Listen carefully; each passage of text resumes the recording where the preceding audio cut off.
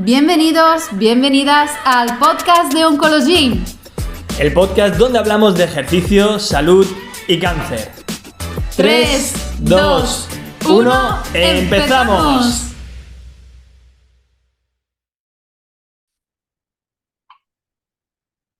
Bienvenidos, bienvenidas a un episodio más del podcast de Oncology.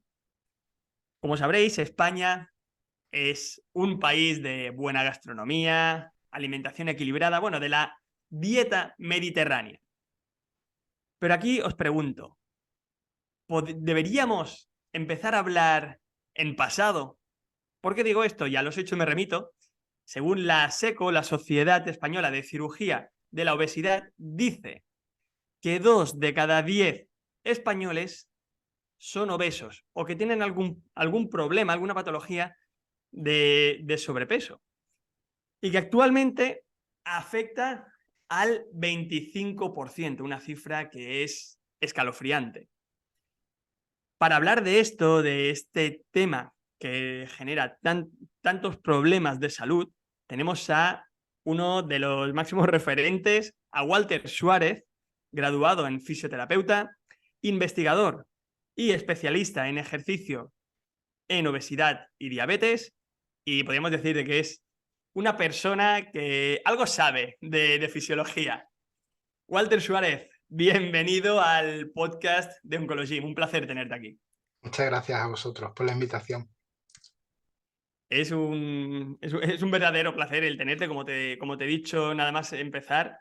Tuve la suerte de formarme contigo y con otros especialistas como Ismael Galancho, Mario Redondo, que también lo tuvimos en el podcast, y deseaba tenerte aquí por los conocimientos y porque creo que puedes aportar muchísima luz a todos los pacientes, a todas las personas que a día de hoy están en un diagnóstico de cáncer, pero también el educar en salud a todas aquellas personas que no tienen, lo vamos a poner entre comillas, que no tienen ninguna patología, que están supuestamente sanos, ¿no?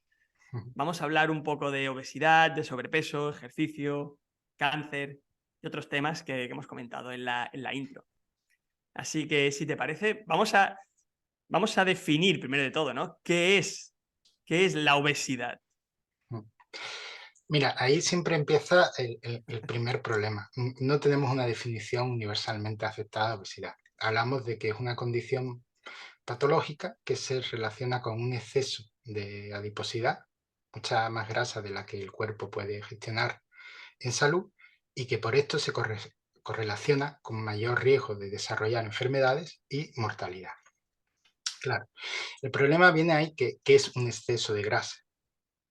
Normalmente valoramos la obesidad a través del índice de masa corporal, que es una relación de altura y peso, que a partir de 30 consideramos que alguien tiene obesidad y a partir de menor cantidad consideramos que está en sobrepeso a partir de 25 y bueno, lo estratificamos por rango, aunque realmente es una estratificación que se basa en probabilidad de desarrollar o de incidencia de determinadas patologías, pero no es una definición biológica estrictamente, porque el índice de masa corporal no habla de la composición corporal. De hecho, una persona que entrena fuerza, por ejemplo, podemos encontrar que tiene un índice de masa corporal de 30, sin embargo, su cantidad de grasa pues no acompaña porque tiene mucha más masa muscular, masa ósea, y eso le daría pues un peso más elevado. Entonces hay sociedades como la SEDO que han planteado hacerlo por grasa corporal, por porcentaje de grasa corporal, más de 25% en hombres y más de 33% en mujeres, porque las mujeres suelen tener más grasa corporal que los hombres. Pero claro, esto tampoco es suficiente porque sabemos que la distribución de la grasa importa a veces más que la cantidad de grasa per se, siempre en unos rangos, digamos, fisiológicamente coherentes. Es decir, el índice de masa corporal sí tiene sentido si queremos hacer un estudio de epidemiología, porque es un índice nutricional que nos dice más o menos cómo está la población nutricionalmente, y de hecho se generó para eso. Ansel Keys lo empezó a usar en epidemiología precisamente para eso. Entonces, si alguien vemos que tiene menos de 18,5, pues sabemos que es un infrapeso y eso puede ser riesgoso. Si nos Entiendo. encontramos con gente que tiene un índice de masa corporal 50, 60, pues obviamente ahí ya sabemos que estamos hablando de extremos bastante alejados de lo que entendemos por una coherencia fisiológica saludable. Entonces, claro, a esto le sumamos esa capa de complejidad de la distribución de la grasa. Sabemos que la grasa que se almacena alrededor de los órganos, la que llamamos visceral o perivisceral, pues tiene mucha incidencia en patologías metabólicas e inmunológicas. Entonces, esa grasa que se acumula en la región abdominal por dentro, pues nos indica con mucha más fuerza que el total de la grasa cómo puede ser el futuro metabólico y de salud de esa persona. Entonces se han planteado índices como cintura-altura, que tu cintura sea la mitad de tu altura, también cintura-cadera, sabiendo que la cadera debe ser más ancha que la cintura. Obviamente hay diferencias en este caso entre hombres y mujeres. Claro. ¿No? Y por ahí más o menos nos podemos hacer una idea de cuánto puede estar esa relación de grasa total con respecto a la grasa visceral sin tener que utilizar ninguna tecnología mucho más compleja. ¿Por qué esto no ha mejorado el diagnóstico de la obesidad? Porque la gente tiene que entender que la OMS trabaja a escala global. Entonces, si quisiéramos un diagnóstico por porcentaje de grasa y distribución exacto, tendríamos que utilizar una tecnología de imagen, como una resonancia magnética, que no está al alcance de muchos países. Entonces se ha preferido seguir usando el índice de masa corporal y de hecho la OMS nunca ha hablado de porcentajes de grasa, porque también para calcular exactamente los porcentajes de grasa tenemos otro problema. Podríamos hacer tecnologías más sencillas como una bioimpedancia, pero claro, la bioimpedancia a ciertos volúmenes de grasa también va a dar error, a menos que sea una tecnología mucho más avanzada y volvemos a lo mismo, no todo el mundo va a tener acceso. Así es. Entonces, definir la obesidad también tiene un problema añadido que es cuando hablamos de condición y cuando hablamos de enfermedad. Es decir, que alguien llega a ese porcentaje de grasa o a ese índice de masa corporal, pero no tiene que tener una enfermedad crónica. Por ejemplo, alguien que durante la crisis del COVID engordó por el estrés, por quedarse en casa, pero que podría volver a perder el peso y volver a una situación previa sin muchos problemas, pues hablaremos que tiene una condición, no que tiene una enfermedad. Claro. Hablaremos de condición de obesidad. Incluso aunque haya desarrollado una normalidad metabólica como hipertensión, porque en el fondo sabemos que no hay una relación causa-efecto directa.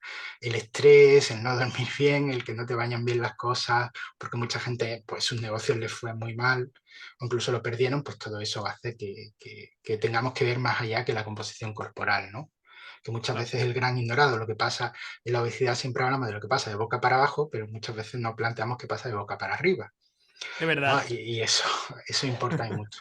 Entonces, claro, actualmente intentamos ver la diferencia entre condición de obesidad y lo que es ya obesidad. Hay tres tipos de obesidad que siempre son patológicas, que nadie lo duda, como son gente que tiene una alteración en algún gen central de la regulación metabólica, que hablamos de obesidad monogénica. Por ejemplo, alguien tiene una alteración del gen de la leptina, que es una hormona que produce el tejido adiposo y que regula el metabolismo energético a nivel de cerebro, a nivel central. ¿No? En el hipotálamo, impacta en el hipotálamo, en zonas adyacentes, y nos dice que paremos de comer, regular la tensión arterial, regular el metabolismo basal, regula el tiroides, es decir, es una hormona muy importante. Por gente que tiene una alteración tanto en el receptor o en el gen que crea la hormona, pues hablamos de que tiene una obesidad monogénica, que son niños que rápidamente engordan muchísimo, tienen un hambre voraz y si no se tratan adecuadamente la tasa de mortalidad es bastante elevada. Puede haber otros genes, pero he puesto este ejemplo para que se entienda. Luego hablamos de obesidades sindrómicas, que son una constelación de genes específicos que en mayor o menor medida se han visto alterados dando un síndrome, como un Prader-Willi, un Bill-Leviet, que son síndromes de obesidad. O algunas alteraciones hormonales, como también puede ser un síndrome de Cushing, que es un hipercortisolismo, que también se relaciona con obesidad. O alteraciones hormonales, ¿no?, que producen obesidad, pero en este caso no hablaremos de obesidad como patología, sino como consecuencia de, a lo mejor, un hipotiroidismo. Y luego está lo que hablamos de obesidad hipotalámica, que es que el hipotálamo se ha dañado por un accidente, a lo mejor un tumor cercano a la zona que por utilizar radioterapia ha dañado la zona concreta, por una malformación de nacimiento, puede hacer que esa zona del hipotálamo no funcione bien. Y entonces pues, produce el mismo problema que podría producir una obesidad monogénica. Un hambre voraz, un descontrol metabólico, y esos tres aspectos, aunque son muy minoritarios, estamos hablando de casos muy puntuales, son una minoría absoluta, pues son contextos en que nadie duda que son una enfermedad pura. Porque de no recibir tratamiento, obviamente causan muchos problemas de salud directos. Y ahí sí hay una causa de relación directa. Y luego está todo lo demás, lo que hablamos de obesidad poligénica, es decir, la susceptibilidad que tiene una persona a un determinado ambiente a desarrollar obesidad, que el ambiente actual que llamamos, decimos que es un ambiente obesogénico. Exacto. Pero también es una trampa. Es decir, vivimos en un mismo ambiente, pero no todo el mundo vive en el mismo microambiente.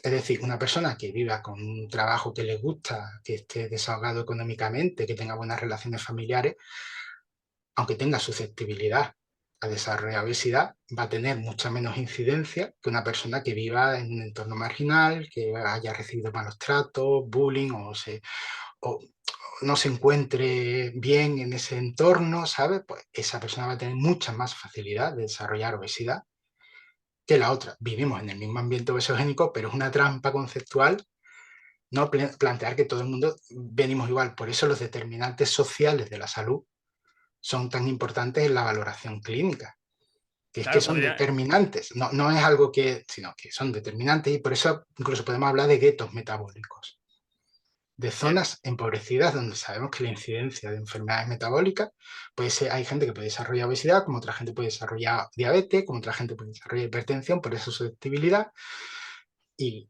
claro, sabemos que se concentran ahí. Y claro, en este sentido, la idea de definir obesidad como enfermedad siempre no es tanto para tratar a todo el mundo, sino para tener una definición clínica utilitarista para poder intervenir en todo el mundo que crea que le hace falta.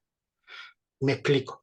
Si un país no reconoce la obesidad como enfermedad, puede tratarla, pero solo a partir de las enfermedades que la acompañan. Yo te puedo hacer una cirugía bariátrica porque eres diabético tipo 2. Pero si no tienes diabetes tipo 2, me tengo que esperar a un caso mucho más masivo para hacer una cirugía bariátrica cuando toque. En cambio, si la obesidad se reconoce como enfermedad, tanto la farmacología como muchas intervenciones, pues estarían a disposición del sistema de salud para ofrecérsela a aquellas personas que no tuvieran recursos para poder acceder a estos tratamientos y tratarlos. Por eso, cuando se habla de que las sociedades médicas están intentando que se reconozca la obesidad como enfermedad, es por una cuestión utilitarista, es una cuestión más política que otra cuestión. Es para permitir el acceso a fármacos y tratamientos que de otra forma estarían vetados o estarían a precios tan elevados que serían inasumibles para mucha gente. Actualmente en Europa, solo Países Bajos, Italia, Portugal y Alemania reconocen la obesidad como una enfermedad. En 2021 la Comisión Europea dio el paso de reconocer la obesidad como enfermedad para que todos los países miembros que quisieran pudieran llevar esa propuesta a sus parlamentos y reconocer oficialmente la obesidad. Entonces, aquí muchas veces en redes sociales todo esto se junta y hay un mare magnum absoluto. Un caos absoluto, porque dice, es que depende de quién me hable y de lo que me esté hablando, puede entender una cosa u otra. Entonces hay gente que te dice, la obesidad nunca es una enfermedad. O gente que te dice que lo es siempre. Y claro, ahí entran las diatribas. En teoría, si la obesidad se reconoce como enfermedad, queda claro que es una cuestión biológica. No tiene que ver con la fuerza de voluntad. Pese a que mundo fitness, mundo finanzas, todo el emprendimiento habla de la fuerza de voluntad, claro, lo hablan, pero si lo pensaran en términos clínicos dirían, primero que no tenemos una definición de fuerza de voluntad. Después, que si eso fuera así, toda la humanidad ha perdido fuerza de voluntad, porque todos los países que han entrado en el desarrollo, todos están aumentando sus tasas de obesidad. Después, no Totalmente. podemos medirla, no podemos valorarla y tampoco sabemos cómo aumenta. Con lo cual, al no tener forma ni de medirla, ni de considerarla, ni de abordarla, es una estupidez usarla en clínica, porque no nos dice nada. Porque por esa regla de 3, los fármacos para la obesidad dan fuerza de voluntad. O la cirugía bariátrica da fuerza de voluntad. Ya. Si la gente lo pensara detenidamente, dirían, no, es que modulan la biología y entonces permiten. Porque la obesidad no es una cuestión de un balance energético positivo. Es como más de lo que gasto. Esa es la consecuencia necesaria. La causa es ¿por qué como más de lo que gasto? ¿Por qué tengo más hambre? ¿Por qué me sacio menos? ¿Por qué mi sensorialidad es diferente? Todo eso es la causa de la obesidad. Es una cuestión a nivel central. Es decir, es cómo mi biología responde al ambiente. Y eso no lo podemos tratar con fuerza de voluntad. Totalmente. Entonces, Y con esto, yo creo que has respondido bastante a lo que. A una de las preguntas que teníamos por aquí, ¿no? Bueno, luego vamos a profundizar un poquito más. Pero claro, con todo lo que estás comentando, que si las redes sociales hablan de más, que parece que con los hábitos, que con el ejercicio, etcétera, etcétera, tú vas a lograr ese cuerpo ideal, que vas a perder esos kilos. Claro, la pregunta es, ¿vivimos realmente, Walter, en una sociedad gordofóbica? Digo esto porque actualmente se está escuchando hablar mucho sobre este concepto e incluso en algunos casos, no sé si sería la palabra adecuada, pero bueno, sin que nadie se ofenda, como que se intenta romantizar el hecho de tener sobrepeso o de tener obesidad. No sé si me explico. sí. Bueno, vamos a ver. La sociedad, por defecto, es bastante cruel con el diferente. Puede ser Sí, obesidad, por ejemplo, yo tengo una clienta que le falta un ojito y pues ella la ha pasado fatal. ya.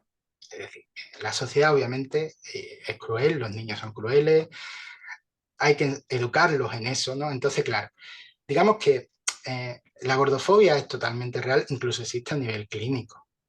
Es decir, se supone que la clínica debería ser un refugio donde una persona pudiera hablar con su médico con total confianza y muchos sanitarios pues expresan esas actitudes. Mira, simplemente la terminología. En vez de hablar de obesidad tipo 4, tipo 3, tipo 4, hablamos de obesidad mórbida. Ya esa palabra sobra, no aporta nada Ya. al diagnóstico, no tiene un valor clínico relevante y la seguimos usando. No hablamos de personas con obesidad, hablamos de obesos. Ya directamente estamos relacionando a la persona con la enfermedad, haciendo un todo totalmente inseparable. Es decir, tú no eres una persona, eres un obeso. Es como si yo a un diabético, una persona con diabetes, perdón, le digo siempre diabético. Diabético, ven para acá. ¿Sabes? Entonces, claro, sí existe. Y claro, como respuesta a esa situación han salido un montón de movimientos, pero bueno, llevan bastantes años, ¿no? Como el body positive, ¿no? El body neutrality, Exacto. ¿no? Que hacen una muy buena labor, porque realmente le dicen a la gente, mira, no te rayes, no te agobies, la sociedad es así, vamos a intentar mejorar tu salud. Claro, esa parte de activismo es muy positiva y yo nunca la voy a cuestionar porque además Así los es. efectos son muy positivos, el HAES, ¿no? El salud en todas las tallas. El problema es cuando parte del activismo se mete en clínica y se confunde, que eso sí lo estamos viendo en redes sociales, cuando gente te dice, no, la obesidad nunca Ahí. es una enfermedad. Entonces, claro, sin saberlo, están añadiendo una doble carga discriminatoria, porque si alguien, por ejemplo, se tiene que hacer una cirugía bariátrica porque realmente está fatal de salud, no es una cuestión de, es que tiene mucho, no, es que a lo mejor viene de un cáncer de próstata, tiene un evento cardiovascular, es diabético, es hipertenso y es que ves que se te va a morir. Y le dicen, mira, pesas a lo mejor un 50% más de lo que deberías pesar, estamos hablando de volúmenes bestiales, es que y no conseguimos controlar esto, lo vamos a hacer así. Entonces, claro, hay gente que va a achacarle que lo ha hecho por la vía rápida, por la vía fácil, porque no se quiere, porque entonces no nos estamos dando cuenta que esa parte del activismo está creando esa represión sobre gente. Totalmente. Es un poco como, quiérete, pero como yo te digo que te quieras, vamos a ver. Vamos a dejar que la gente tenga un poco de libertad y criterio. Por supuesto, vamos a luchar contra la discriminación, sea donde sea. Siempre. Siempre. Por ejemplo, otra discriminación clínica es la cirugía bariátrica. No pierdes suficiente peso, algo estarás haciendo mal. Y eso también viene en entornos clínicos. No, bueno, y en todas las enfermedades pasa dos cuartos de lo mismo, ¿no? Que no es solo gordofobia, digamos que el prejuicio hacia ciertas enfermedades está ahí y muchas veces ni lo sabemos. Es decir, tenemos que trabajarnos, alguien nos lo tiene que decir para darnos cuenta de que esperamos unos ideales que muchas veces no se van a cumplir porque no entendemos el contexto de la persona. Y decimos, coño, es que ya que haya venido aquí es un milagro. ¿Sabes? Ya es que siga lo que yo le digo. Sería la leche. Sobre todo porque yo ni he considerado cómo vive para decirle lo que tiene que hacer. Sí, sí. Entonces, eso sí es un problema. Entonces hay que encontrar un equilibrio entre luchar contra esa discriminación que es real, que nadie pone en duda, ¿Cierto? pero también no irse al extremo y decir, no, hay gente que sí tiene problemas de salud y sí están muy, muy relacionados con el peso. Por ejemplo, normalmente una intervención para una persona que tiene obesidad y no tiene ninguna patología y está dentro de un peso razonablemente estable y ubicado, por ejemplo, aunque tenga un índice de masa corporal 35 o 40, pero es saludable, su estado no tiene todavía, pues claro, podemos hablar de una intervención de mejorar sus hábitos de vida. También es una falacia porque depende del contexto, hay gente que te dice, que no tengo para comer. O sea, ¿sabes? Decir, no me digas que tengo que comer si es que no tengo. Así es. ¿No? Pero bueno, lo hacemos así, ¿no? Y se intenta mejorar siempre su condición física o otros valores que muchas veces no se miden en clínica y pasan totalmente desapercibidos, ¿no? Poniendo el foco en el peso. Porque aquí no sería un abordaje centrado en el peso, sería mejorar la salud de la persona. Después, obviamente, si cambiamos ciertos hábitos alimentarios, lo lógico es que se pierda algo de peso, pero es una consecuencia, no es un objetivo en sí mismo. Y aparte, los que trabajamos con ejercicio físico sabemos que la composición corporal tiene estos trampa-engaños de decir, es que puede ganar masa muscular, perder grasa y no cambia su composición corporal y el peso, perdón, no cambia el peso, pero sí la composición corporal y entonces basarse en el peso es una estupidez muchas veces, ¿no? No pensar en términos cualitativos y no solo cuantitativos. No, que muchas veces, ¿cuánta masa muscular tiene? Eso es cuantitativo. ¿Cuánta fuerza tiene? Eso es cualitativo. Pues no es lo mismo. Es decir, no hablamos de lo mismo. ¿Cuánta grasa tienes? ¿Cómo la tienes distribuida y cómo funciona? Pues no es lo mismo. Una cosa es cuantitativa y otra cualitativa. Pues aquí es verdad que nos tendríamos que basar siempre en lo cualitativo principalmente. Y el ejercicio físico, lo bueno que tiene es que puede mejorar muy mucho lo cualitativo. No tanto lo cuantitativo en una pérdida de peso, hablando a grosso modo, pero sí lo cualitativo, que es lo importante. Y claro, es no caer en esos extremos que muchas veces, por ejemplo, cuando la gente te dice, o se pone como ejemplo, ¿no? Que eso es una de las estupideces más grandes que yo he visto en el mundo salud. Gente clínicos que se ponen como ejemplo y dice, importa, tu ejemplo es una anécdota, es decir, ¿cómo puedes hablar? Que sí, que sé que vende mucho en redes, pero que eso es una estupidez. Es decir, que lo que a ti te va bien, a otra persona le puede ir como el culo. Por ejemplo, te pongo un ejemplo que siempre se habla mucho de, es como el gluten, ¿no? Que ahora todo el mundo el gluten Todo el mundo habla del gluten. Tal, ¿no? Y tú dices, bueno, pero si eso fuera así, ¿cómo se puede hacer un estudio con un grupo control asintomático para plantear las respuestas y los síntomas en un grupo que sospechamos que tiene sensibilidad al gluten no celíaca? Siendo técnico, es decir, un contexto patológico que no es propiamente celiaquía, pero hay gente que tiene una respuesta inmunológica desarrollada y sintomatología al gluten. Sí. No se podría hacer, y sin embargo hay muchos estudios a ese respecto hechos. Entonces, claro, tú dices, si eso fuera verdad, que le sentara mal a todo el mundo, pues no se podrían hacer estos estudios, señores. O habría países como Italia que tendríamos unas tasas de enfermedad absolutamente bestiales. Totalmente. Y claro, y es como, pero le tiene que sentar mal a todo el mundo. Te dices, no es mejor que los mensajes sean más amplios y le digas a la gente, oye, mira, intenta evitar la comida ultraprocesada, que es uno de los pocos consensos que hay en nutrición hoy día, y céntrate en eso, en que la gente aprenda a cocinar, coma de forma más coherente y variada, intente más productos frescos, claro, o con la gente dice, la fruta es muy mala, y tú dices, tío, si dices eso, es que vives enajenado de la realidad, la gente no come fruta. Normalmente la gente apenas come fruta. Si tu argumentario se basa en eso, es que no vives en la realidad. Vives en tu micromundo. O mi intervención nutricional es buena para todo el mundo. Pues no sabes nada de nutrición. Es decir, ahora estamos hablando de medicina de precisión, que intentamos coger grupos poblacionales con características de respuesta a X elementos para más o menos organizar. Pues a esta gente le viene bien esto, a esta gente le viene... Y tú llegas y dices, esto es bueno para todo el mundo. Y dices, ¡Hala! ni siquiera a nivel psicológico eso es verdad. Ya no te hablo de fisiológico puramente, sino psicológico. Tío. Hay gente que dice, es que esto no me va bien, tío. Entonces, claro, eso de los mensajes universales, de... Vamos a tener cuidado con lo que decimos. Y eso en las redes sociales es un caldo de nichos. Yo hablo para mis oyentes, la gente se va metiendo en un embolado y al final, cuando alguien le habla de otra cosa diferente, es como, tú no sabes de lo que habla o eso no es así. Y claro, eso es difícil. Entonces, gente que ha sufrido años y años de discriminación, pues va a reaccionar muy negativamente a cualquier otra voz. Si yo, ese es uno de los problemas de definir la obesidad también como una enfermedad, que hay gente que se va a sentir herida y va a decir, que yo estoy hasta los huevos, toda mi vida me han tratado mal y ahora me están llamando enfermo. Sí, es un problema muy gordo que no sabemos resolver, pero tenemos que tener voces mucho más calmadas para que todo el mundo pueda participar al menos de aunque sea un debate o un intercambio de ideas más saludable, porque es que ahora mismo no hay un intercambio de ideas saludable. Claro, pero es que aquí, antes lo has comentado, ¿no? Has ido hablando de la grasa visceral, pero se habla ahora de los obesos, de las personas que tienen sobrepeso, y tú has comentado lo cuantitativo y lo cualitativo, que nos tenemos que quedar con lo cualitativo, estamos de acuerdo. Pero claro, luego nos vamos al otro extremo. Siempre se ha dado por supuesto de que las personas delgadas equivalen a personas saludables, pero si nos basamos en lo No, cualitativo, no, no. ¿cuántas personas delgadas Sí, sí. hay que a nivel cualitativo tienen una fuerza muy, muy, muy pobre?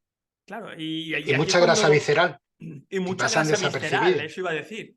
Y un entorno anabólico anabólico, digo, metabólico y hormonal muy pobre. Sí, sí. De hecho, hablamos de esos delgados metabólicamente enfermos. Exacto, que Que cada vez, incluso...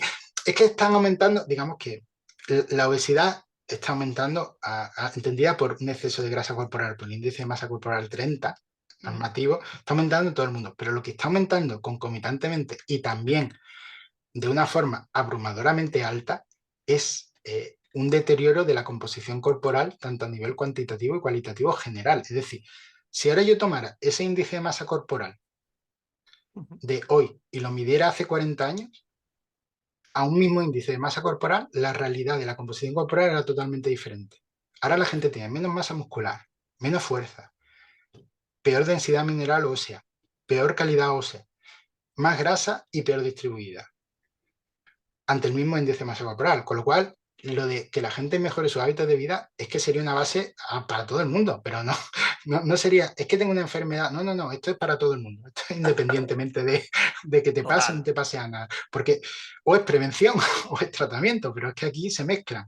Es que tanto el tratamiento es prevención en este caso. Es decir, tenemos que, por ejemplo, en pacientes oncológicos, la gente tiene que tener claro que unos buenos hábitos de vida son un cinturón de seguridad. El Eso cáncer es. es un accidente. Pues el hecho de que tú tengas un buen cinturón de seguridad va a hacer que no te mates directamente en el accidente y puedas salir con muy poquitas secuelas y la recuperación sea buena. Entonces tienes que verlo como un cinturón de seguridad o un airbag. Que por supuesto eso puede fallar y no todo depende de ese cinturón de seguridad. Sí, por supuesto. Y ahí hay gente que puede desarrollar ciertos tipos de cánceres muy agresivos que todo lo que haga básicamente va a servir para aumentar su esperanza de vida, pero al final sabemos que probablemente acabe como acabe.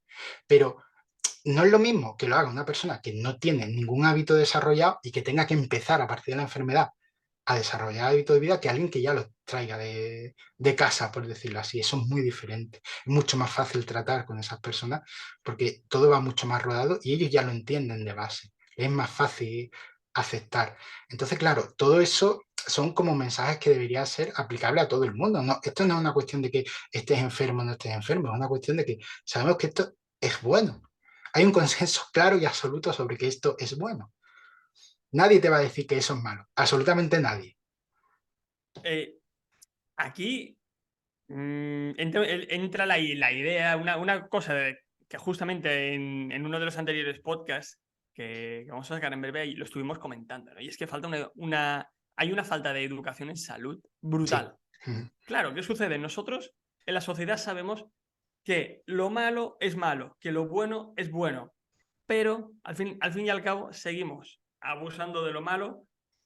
Lo bueno, como en el caso del ejercicio, cansa, te hace tener esas agujetas que te pueden dar bastante guerra. Claro, y siguiendo con el ejemplo del cinturón de seguridad que tú has puesto, ¿qué nos hace esto? Que la gente, teniendo en cuenta los datos de los diagnósticos de cáncer, que van a incrementar prácticamente a un 50% en 2040, hace que la persona llegue con un cinturón de seguridad descosido por muchos lados. Claro, y que cuando realmente se le ve las orejas al lobo es cuando hay gente que empieza a tomar acción. Claro, eso tiene su doble lectura. La gente que toma acción desde el proceso oncológico y luego cuando ya son supervivientes, que eso es un caso aparte que mucha gente se olvida, pues continúan. Y luego están las personas que única y exclusivamente realizan el ejercicio físico durante el proceso oncológico, que desde mi punto de vista es, imagino que aquí estaremos de acuerdo, es un error limitar el ejercicio físico, la buena alimentación, los buenos hábitos de descanso exclusivamente al proceso. Por al fin y al cabo volverás ahí a lo que te enfermó, una de las Sí, causas que te sí. enfermó. Porque claro, normalmente que aumente la proporción de cáncer era normal porque cada vez vivimos más años y sabemos que hay una relación absoluta entre vivir la esperanza de vida y el desarrollo Sí, de sí. cáncer. Pero ahora estamos viendo el desarrollo de cánceres a edades muy tempranas o ciertos tipos de cánceres que casi desconocíamos en ciertas fases etarias, Así ¿no? De es. gente que vivía o de mediana edad o jóvenes y estamos viendo que están aumentando dramáticamente. Eso debería darnos un toque de atención. Y también que si alguien tiene o ha desarrollado un cáncer, ya debe ser consciente de que tiene una susceptibilidad genética que no va a desaparecer y que lo va a acompañar toda la vida, con lo cual el tratamiento debería ser crónico. En cuanto a hábitos de vida, es decir, no dejes esto porque Importante. también porque aunque técnicamente alguien sobreviva o supera un cáncer, no quiere decir que no haya una micrometástasis que dentro de 8 años de la cara y vuelva a reproducirse. Eso no lo puede asegurar nadie, porque sabemos que se producen, de hecho. Entonces, chicos, piensa y ya no es solo por cáncer, es que después de lo que te ha pasado vas a tener secuelas metabólicas y es más fácil que desarrolles otras enfermedades, hipertensión, diabetes, es decir, vamos a ver. Tienes que tener cuidado porque ya no solo de cáncer, es que tu salud ha sufrido un varapalo brutal, brutal. Y esto requiere bueno, seguro que has reconsiderado tu vida, pero en ese sentido, reconsidéralo aún más, porque hay cosas que no deberías ya dejar de hacer nunca. Por ejemplo, cuando hablamos de hueso, que fue la parte que yo traté con vosotros, ¿no? El Muy hueso sabemos interesante. que tarda en recuperarse muchísimo más que la masa muscular, muchísimo más, una relación 1:6. Es decir, un hueso hablamos de años, para que se recupere años. Los cánceres de mama, que suelen ser muy, muy comunes, sabemos que tienen un impacto en el hueso deletéreo absoluto, con lo cual vas a tardar muchos años en llegar siquiera a los niveles que tenías previos a la enfermedad, suponiendo que estos niveles fueran buenos, que igual no eran los mejores del mundo, con lo cual, es decir, ya solo por eso tienes que pensar que esto te va a tomar mucho, mucho tiempo en volver a estar plenamente funcional. Y la idea no es volver a lo de antes, es, ostras, ¿y por qué no estoy incluso mejor que antes? Eso es. Ya puestos, es decir, si estoy haciendo esto, ¿por qué me tengo que conformar con estar bien cuando puedo intentar estar muy bien? Pues, sobre todo en gente que no ha entrenado nunca, ¿no? Que dice, es que volver a lo de antes, pues es un cinturón descosido, ¿no? Pues vamos a intentar no solo volver a lo de antes, sino mejorar, que es también lo que se propone a cardiópatas o lo que se propone a mucha gente que tiene enfermedades. Decir, oye, no, la idea no es volver a los mismos hábitos o al mismo contexto que te provocó la enfermedad, es intentar buscar un contexto mucho mejor. Con lo Eso cual, es. eso, es decir, como leí el otro día, ¿no? Que prefiero ser el más viejo del gimnasio que el más joven del geriátrico. Pues Totalmente. básicamente esa es la idea, ¿no? Es decir, oye, intenta hacerlo lo mejor posible. O sea, que por supuesto todo esto tiene una lectura social, ¿no? Que después entramos en el contexto social. Por supuesto, eso nadie lo va a olvidar. Pero en la medida en que puedas, no te olvides que es un garante de salud lo que está, que además no te lo puede ofrecer ningún fármaco, ninguna intervención, absolutamente nada en este mundo te puede ofrecer las garantías que te ofrece el ejercicio físico y una buena alimentación. Y si a eso le sumamos, pues, una buena gestión emocional, si intentamos que estés más en contacto con la naturaleza, que te dé un poquito más el sol y no vivas en una cueva, es decir, mejorar tus relaciones sociales, pues todo eso va a sumar, ¿no? Mejorar tu sueño, pues todo eso va, siempre que digo que ahí es un poco de, siempre que se pueda, ¿no? Porque hay veces que, Claro. como decía un psicólogo, un amigo mío, decía, tío, es que yo no puedo mejorar un trabajo de mierda. Sí, yo puedo enseñar a alguien a enfrentarse a esa situación, pero es que tienes un trabajo de mierda y tu jefe es un cabrón.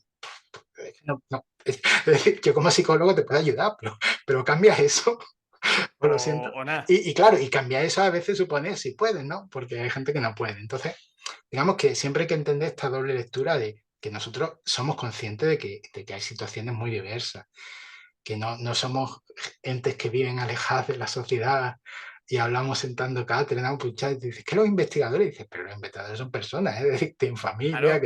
que no te creas tú que nosotros no vemos, o yo cuando hablo con mi suegro no sé lo que entiende la gente de la calle, ¿sabes? ¿No? Sí, sí. Obviamente, ¿no? O cuando di una charla para padres, pues obviamente veo las inquietudes que hay, ¿no? Aparte de lo que ya era mi trabajo, veo las inquietudes que hay y las dificultades que puede haber en diferentes contextos. Pero sí, la gente tiene que entender que incluso cuando hablamos de los fármacos de la obesidad, que ayudan a perder peso de forma tan brutal porque afectan, sí, pierdes peso, pero empeoras la composición corporal. La mejoras en cuanto a que vas a quitar grasa visceral y vas a reducir cierta inflamación de la grasa y vas a reducir ciertos aspectos, pero pierdes masa muscular y pierdes masa ósea en el proceso. Entonces, eso a la larga no es tan positivo. Si no hay ejercicio físico y unos buenos hábitos de vida, aparte, tampoco aprendes nada. Y sabiendo que si la obesidad es una enfermedad, es crónica, el tratamiento debe ser crónico.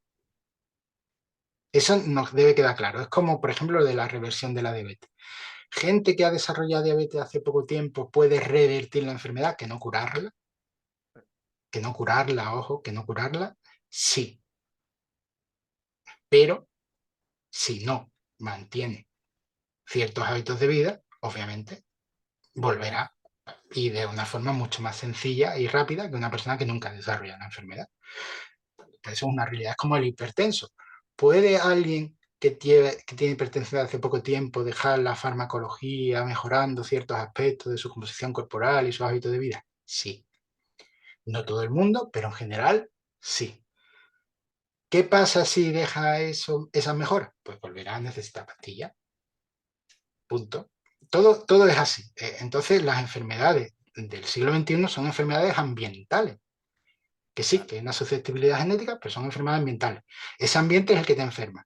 Mientras más te acerques a ese ambiente, más posibilidades tienes de enfermar, no solo de lo que ya has producido, sino de otras enfermedades, porque además las enfermedades crónicas son sumatorios. Si tienes hipertensión, es mucho más fácil que desarrolles diabetes. Si tienes Claro. diabetes e hipertensión, es extremadamente sencillo que desarrolles una enfermedad cardiovascular. De hecho, serías un cardiópata en potencia. Eh, Si tienes hipertensión y diabetes, una enfermedad cardiovascular, cáncer, obesidad, están ahí. están ahí. Es decir, y eso es una realidad. Entonces, como siempre, ¿cuándo es el mejor momento para hacer las cosas? Ya, Ya. ya, Ayer, como dicen. ¿Cuándo es el ya, mejor? Ayer ya, era el momento. ya. Inténtalo lo antes posible. Que no tiene que ser perfecto, por supuesto. De hecho, no busques la excelencia, porque te vas a equivocar. Es decir, vivir como un influencer de Qué Instagram, me importante. levanto a las 5, medito, leo un libro, me pongo a escribir mi vida en emprendimiento, es una... ¿Para qué decir, no? Pero sí, que haya cosas que, yo qué sé, incluso aunque la gente diga, es que andar es una mierda, pero tío, aunque la gente diga, voy a estar una hora andando, ya no solo porque se mueva una hora más, Y todos sabemos que andar no es ejercicio físico, es actividad física, pero a lo Eso mejor es. en esa hora te sirve para desconectar. Y eso también es muy importante. Y a lo mejor esa hora dices, voy a escuchar música, voy a desconectar. Es que a lo mejor en tu día a día no tienes esa hora de desconexión tampoco. Así Y es. te va a dar el sol a lo mejor, porque has elegido una hora interesante. Y vale, que por la época del año no sintetices vitamina D, pero da igual, el sol produce muchas más moléculas más allá de vitamina D en ti, ¿no? Entonces, digamos que hay que empezar las cosas y no buscar la excelencia. Si alguien dice, pues empiezo del tirón con todo. Habrá gente que lo aguante, porque hay gente que tiene esa mentalidad castrense de todo o nada y lo puede hacer, pero el común de los mortales no lo va a poder hacer. Así que haz lo que puedas. Que está bien, que yo es como, me bebo, antes bebía 14 botellines de cerveza a la semana y ahora me bebo 7 o 5. Pues está genial. A lo En mejor un redes cincuenta por sociales ciento En redes sociales eso es un fracaso porque se beben alcohol, pero en el mundo real está muy bien porque estás tomando una conciencia de que tienes que reducir Eso es, el alcohol. eso es. Y Walter, has comentado antes lo de las secuelas metabólicas Sí. y aquí retomo, en este caso, a las personas que más llevamos nosotros, que suelen ser mujeres con cáncer de mama.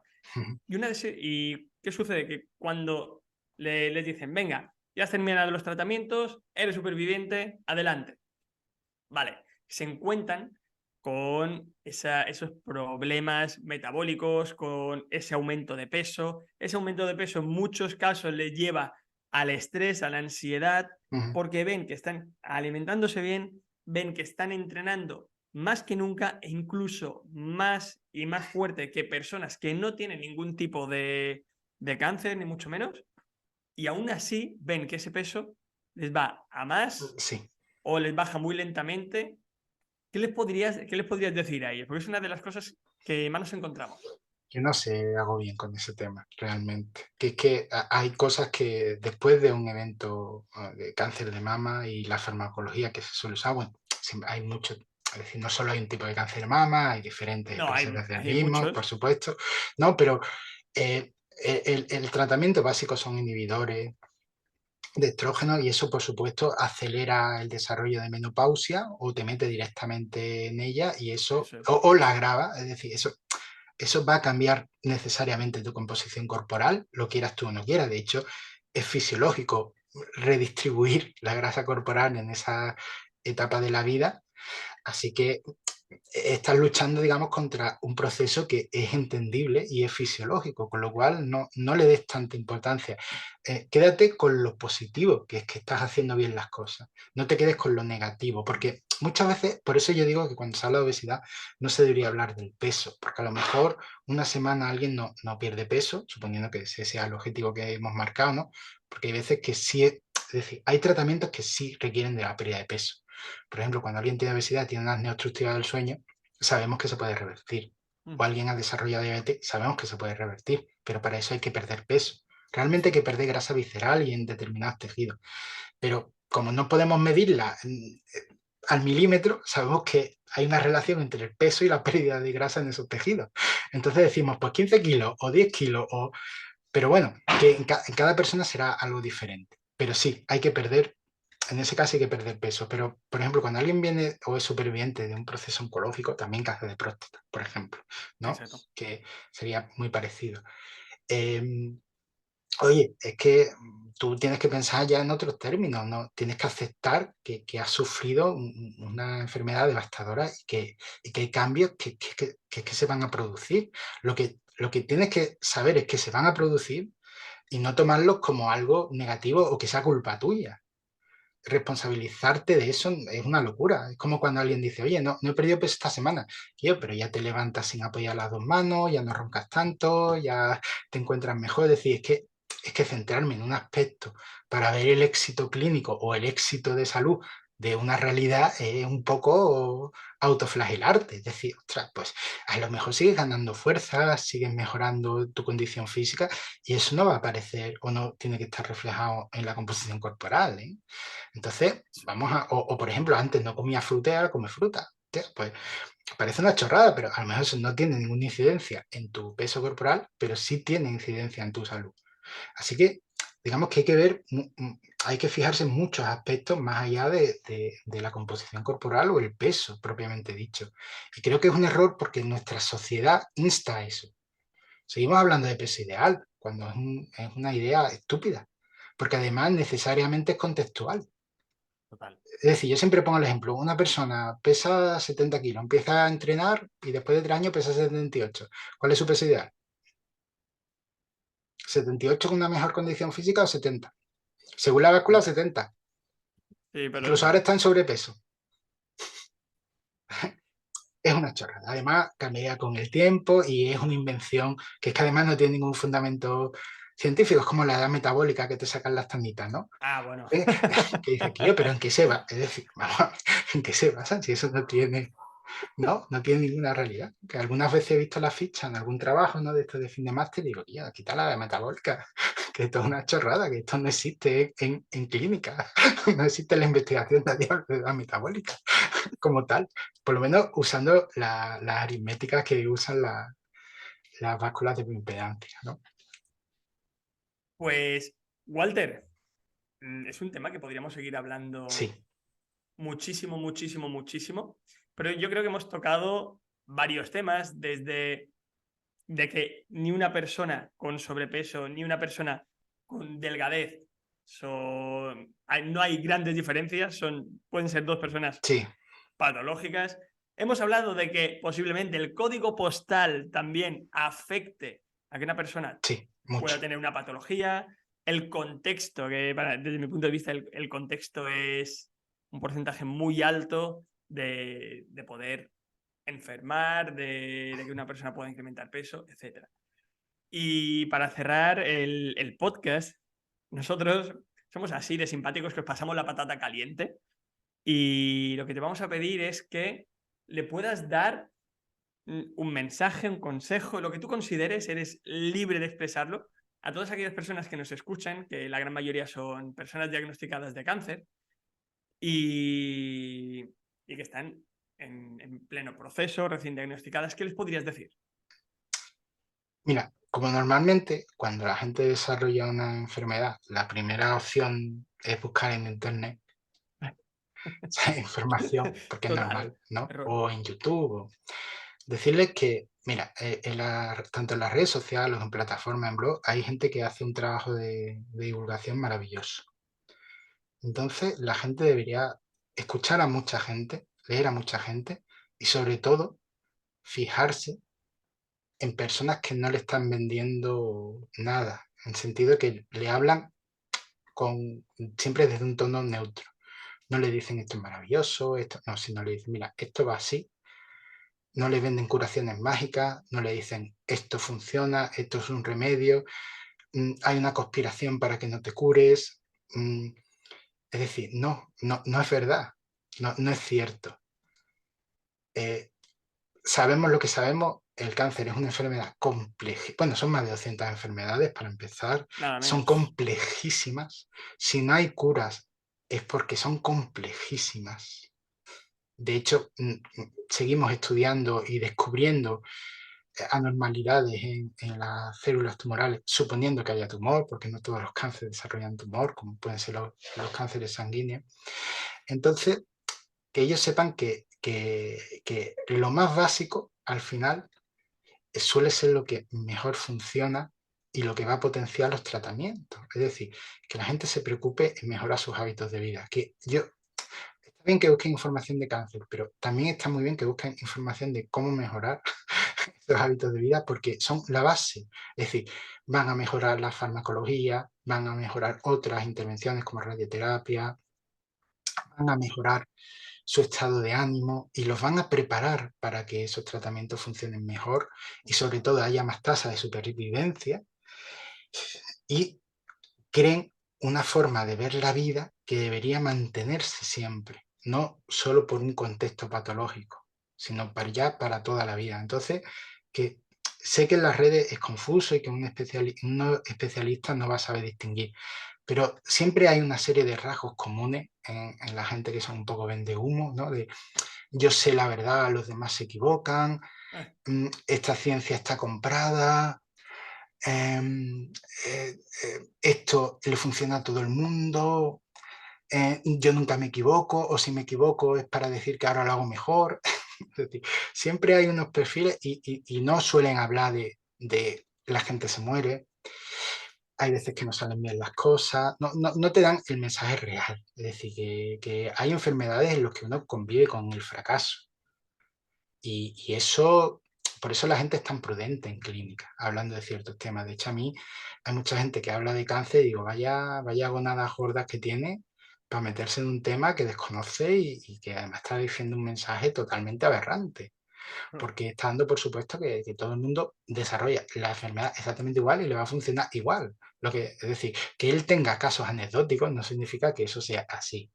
Entonces, mucho cuidado con esos temas porque pueden generar una falsa esperanza o incluso que abandones algunos tratamientos que son, de momento, lo mejor que podemos ofrecer, aun sabiendo perfectamente los limitados y limitantes que son, porque lo sabemos.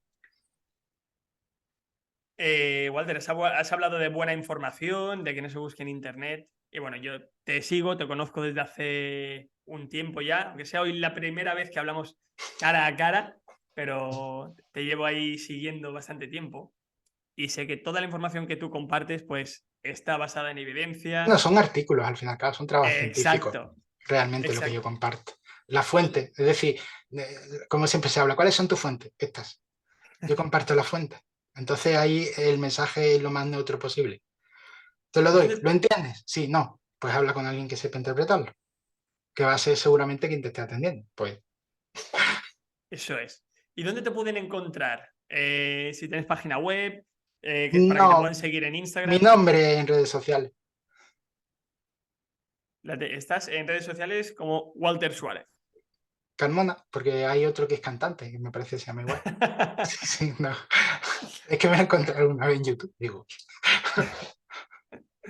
Vale, pues, Walter Suárez Carmona, no el cantante. Sí. No, Carmona no, él se llama solo Walter Suárez, no sé el otro apellido, no me acuerdo. No, sí, pero vamos, él es lo que digo, que normalmente siempre también la gente que sabe suele poner referencias. También por una cuestión de cortesía y seguridad, de, oye, mira, es que yo me baso en esto. No nos podemos basar en otra cosa realmente. No. No, con los límites, que por supuesto quien hace, es decir, quien está metido en el tema sabe los límites, sabe todo lo que hay, es decir, que nadie rechaza que no haya conflictos de interés, que no haya sesgos ideológicos en los investigadores, que todo eso lo sabemos, pero digamos que es el método más perfecto dentro del imperfecto que es el mundo para tener consenso sobre ciertos temas. Eso es. Pues, Walter Suárez, muchísimas gracias por participar en el podcast. Ha sido un placer inmenso. Se nos ha ido el tiempo, pero es que por mi parte hubiera seguido charlando un buen ratito. Ha sido un placer inmenso el tenerte. Espero que te hayas sentido a gusto, que la gente haya disfrutado muchísimo y que sobre todo haya tomado nota y que aplique ciertas cosas que tú has comentado que son muy importantes para cuidar su salud. Y como decimos siempre, a todos los que nos habéis escuchado, muchísimas gracias y estar atentos, estar atentas a los siguientes episodios que venimos con temas muy interesantes y que como siempre nos van a ayudar muchísimo a mejorar vuestra salud. ¡Hasta pronto! Muchas gracias por haber escuchado el podcast de Oncology. Te esperamos en el próximo episodio.